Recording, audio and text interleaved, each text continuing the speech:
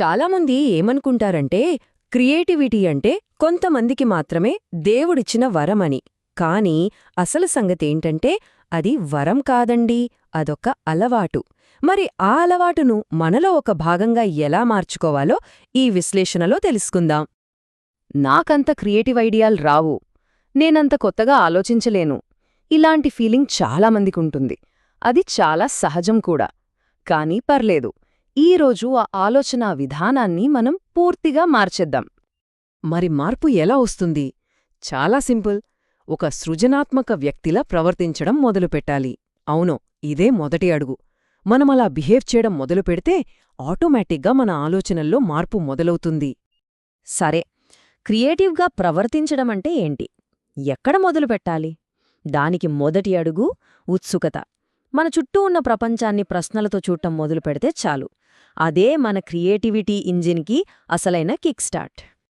అంటే ప్రశ్నలు అడగడమే క్రియేటివిటీకి పునాది. ఎందుకంటే ఒక విషయాన్ని మనం ఎంత లోతుగా అర్థం చేసుకుంటామో దాన్ని ఇంకా బెటర్గా మార్చడానికి మనకు అన్ని కొత్త దారులు కనిపిస్తాయి. ఓకే, మన ప్రశ్నించే ప్రయాణంలో వాడాల్సిన మొదటి టూల్ ఇదే. మన చుట్టూ ఉన్న పద్ధతులను, విధానాలను ప్రశ్నించాలి. ఇది ఎప్పట్నుంచో ఇలాగే జరుగుతోంది అనే సమాధానంతో అస్సలు సరిపెట్టుకోవద్దు. ఎందుకు ఇలా ఉంది అని సూటిగా అడగాలి. సరే, ఒక దారి మూసుకుపోతే ఇంకో దారి వెతుక్కోవాలి కదా. అదే ఇక్కడ పాయింట్. ఒక సమస్యకు ఎప్పుడూ ఒకటే పరిష్కారం ఉండదు. ఇంకేం చేయొచ్చు అని మనల్ని మనం ప్రశ్నించుకుంటే చాలు, మన ఆలోచనలకు కొత్త రెక్కలొస్తాయి. ఇప్పుడు మన ఆలోచనా పరిధిని ఇంకొంచెం పెంచుదాం. చూడండి, ఒక ఇంజనీర్ ఆలోచించేలా ఒక ఆర్టిస్ట్ ఆలోచించడు కదా. ఒకే సమస్యను వేర్వేరు రంగాల వాళ్ళు ఎలా చూస్తారో ఒక్కసారి ఊహించండి. ఖచ్చితంగా కొత్త పరిష్కారాలు దొరుకుతాయి. మనమున్న చోటు అంటే మన వాతావరణం, సందర్భం, ఇవి మన ఆలోచనల మీద చాలా ప్రభావం చూపిస్తాయి. అందుకే ఈ పనిని వేరే చోట చేస్తే ఎలా ఉంటుంది అని ఆలోచించడం ద్వారా మనం సమస్యకున్న హద్దులను మార్చేయొచ్చు. ప్లేస్ ఎంత ముఖ్యమో టైం కూడా అంతే ముఖ్యం. ఒక్కోసారి మనమొక పని చేసే సమయాన్ని మార్చితే చాలు, దాని ఫలితం మొత్తం మారిపోతుంది. సింపుల్. పొద్దున్నే చేసే పనికి, రాత్రి చేసే పనికి తేడా ఉంటుంది కదా, అలాగన్మాట. సరే, ఎందుకు, ఏమిటి, ఎవరు, ఎక్కడ, ఎప్పుడు అన్ని అడిగాం. ఇక ఫైనల్గా ఎలా అనే ప్రశ్న. అంటే మనం పనిచేసే ప్రాసెస్ గురించి ఆలోచించాలి. ఇప్పుడున్న పద్ధతి కాకుండా పూర్తిగా కొత్త పద్ధతిలో దీన్ని ఎలా చెయ్యొచ్చో వెతకాలి. ఇలా మనం ఉత్సుకతను ఒక అలవాటుగా మార్చుకున్నప్పుడు ఏమవుతుందో తెలుసా?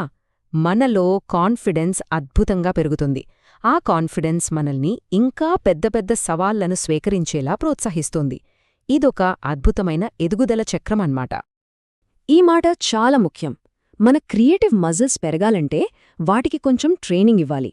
అంటే మన కంఫర్ట్ జోన్ నుంచి ధైర్యంగా బయటికి రావాలి. మనకు కొంచెం కష్టంగా, ఛాలెంజింగ్గా అనిపించే పనులకు సరే చెప్పినప్పుడే మనలో ఎదుగుదల ఉంటుంది.